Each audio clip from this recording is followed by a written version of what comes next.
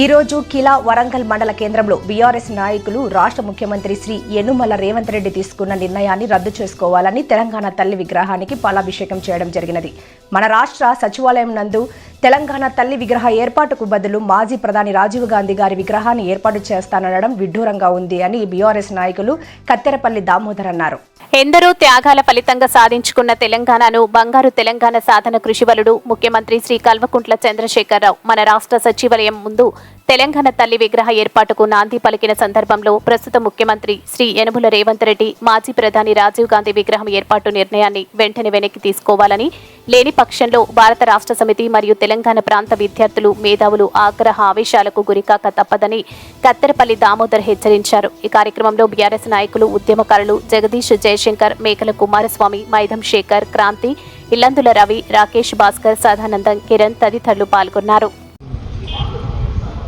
మలిదశ ఉద్యమంలో భాగంగా దాదాపు 1200 మంది విద్యార్థులు అశువులు బాసినటువంటి ప్రాణార్పణ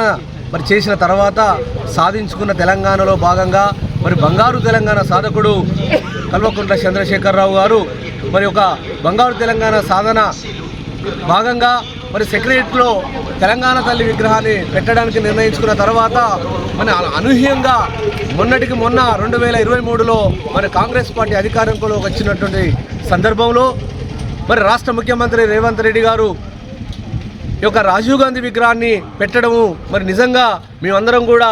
విమర్శిస్తూ ఉన్నాము, దాన్ని వ్యతిరేకిస్తూ ఉన్నాము. ఖచ్చితంగా ఈ యొక్క తెలంగాణ తల్లి స్ఫూర్తితోని తెలంగాణ రాష్ట్రం సాధించుకున్నాం కావున ఆ యొక్క సెక్రటరీ భాగంలో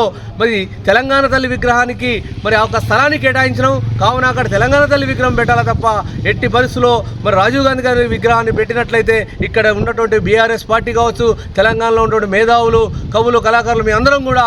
పూర్తిగా దాన్ని వ్యతిరేకిస్తూ ఉన్నాం. దీన్ని వెంటనే మన రాష్ట్ర ముఖ్యమంత్రి రేవంత్ రెడ్డి గారు